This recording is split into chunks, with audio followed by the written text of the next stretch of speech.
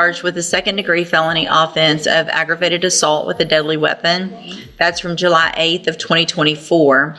Your indictment alleges that you were previously convicted of the third-degree felony offense of stalking on June 11th of 2007, and after that was final, you were convicted of the third-degree felony offense of assault with bodily injury on a family member, and that's from October 22nd of 2010. What that means is that if you go to trial and you're found guilty and those two prior convictions are true, then you would be considered a habitual offender with a minimum punishment of 25 years up to 99 years or life in prison. Do you understand? And I have here... Whoa, pause right there. The judge just dropped the habitual offender bomb. That's Texas code for you've racked up too many strikes. And now the minimum is basically a quarter century. Imagine walking into court and realizing the floor is 25 years. That's not a sentence. That's a whole life chapter gone. Here on the computer, a plea bargain rejection that has your signature on it with Mr. Parker's that shows that the district attorney's office has made an offer if you wanted to enter a plea of guilty. And that would be on count one only. To count one only, which is the second degree felony aggravated assault that you're charged with.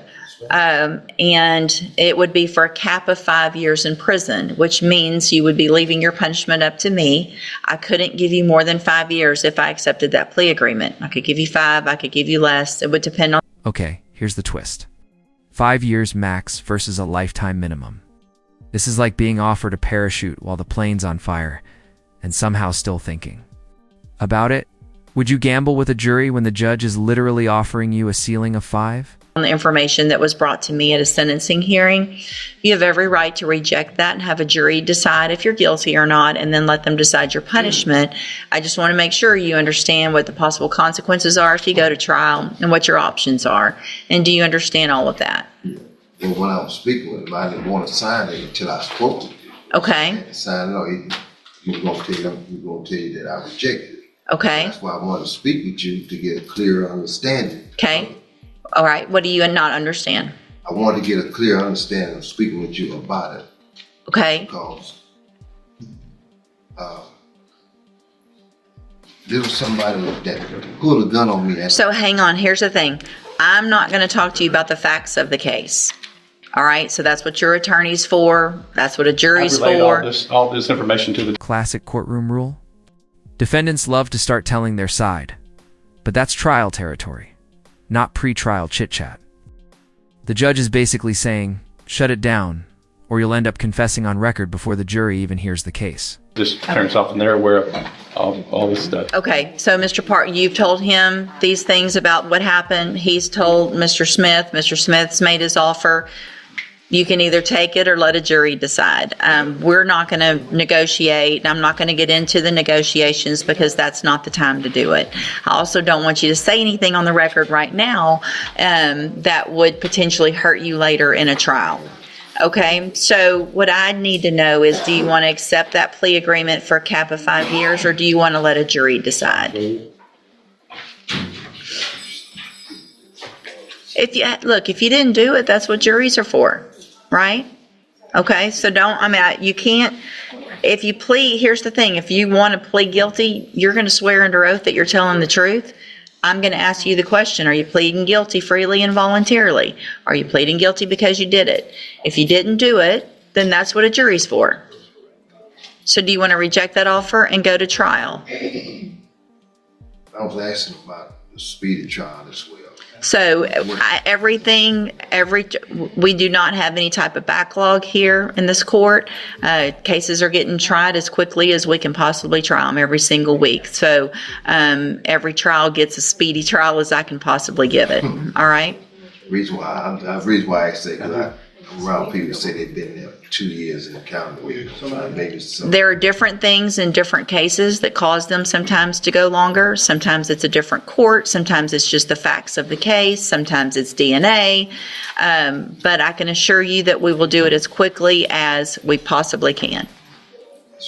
All right. So do you want to reject that offer and go to trial, or do you want to accept the offer? In between now and whatever the speedy trial I don't get to. No, here's the thing. After today, if you place your case on the trial docket, My trial docket isn't somewhere where I put cases so that there's some more negotiation or you get a lesser deal later. Today's the day if you want to take a deal.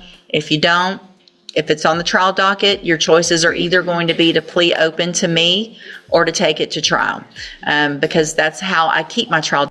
This is huge. Judges don't like endless back and forth. Once the trial docket opens, the buffet of deals closes. Translation: if he doesn't grab this plea now, the next menu option is a jury trial with life on the table. Docket moving so that it doesn't get too big and people aren't waiting on trial for a long time. Mr. Smith, is there any reason to believe that that offer would change? Okay, so the offer is what it is. Take it or leave it. What do you want to do? I'll take it, but I'll be. I want to make sure you understand what you're going to do and say on the record, however. Yes. Okay. There's no, so I might as well take it. No, there's no might as well take it.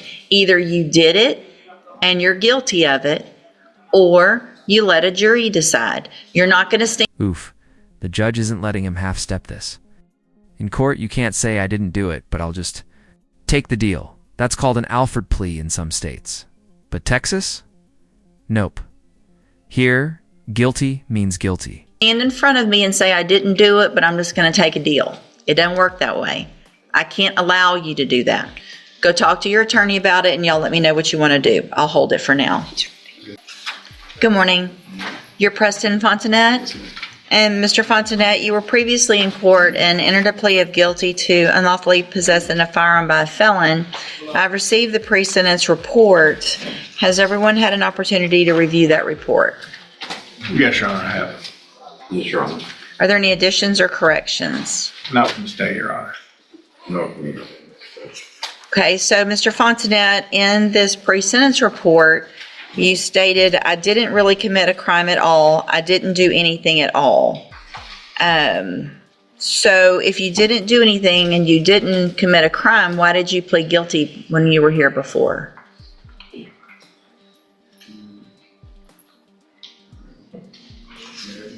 Feel like any other choice. Okay, so are you saying that you did not reach into your waistband, pull out a black object, drop it on the ground, and then kick it underneath the car, and it turned out to be a black Glock 43X 9mm? You didn't do that? Okay, then I'll reject this and we'll get your case set for trial. I will not accept any plea agreements. You'll go to trial or your plea open to me. You can go back with the bailiff. All right, sir, are you Lentavius Strickland? And Mr. Strickland, you were previously in court, entered pleas of guilty to evading arrest or detention with the use of a motor vehicle, as well as unauthorized use of a motor vehicle. I've received the pre-sentence report and reviewed that. Has everyone had an opportunity to review that? Yeah, Your Honor. State has, Judge. Are there any additions or corrections? I'm aware of that. Not from the state, Judge. In addition to that, I have reviewed your jail incident reports. Everyone's been given a copy of those as well. Have y'all both had an opportunity to review those? Yes, Judge. I have, but I don't remember. 4 fights. Yeah. Oh, yeah. You like to fight, don't you? You don't? You don't? Okay. I can tell you that I have people in front of me. That's the judge calling him out straight up. And at 19. For jail fights already? Like he's speed running. The prison difficulty setting. Judges hate seeing young defendants burn every second chance. All the time. And they're not doing what you're doing. Constantly fighting. Fighting, fighting, fighting.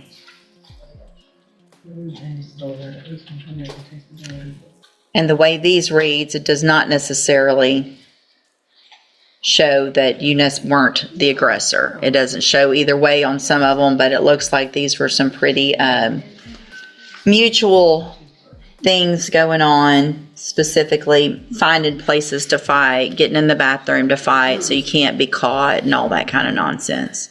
How old are you? 19 years old.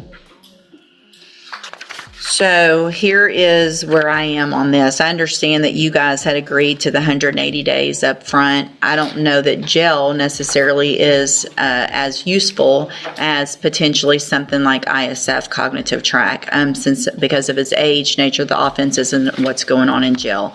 The only way I'm going to go along with this agreement is to try to get you in a better place to make better decisions so that you can be successful on these probations. I want you to be successful. We all do. But at the rate you're going, you're not going to be.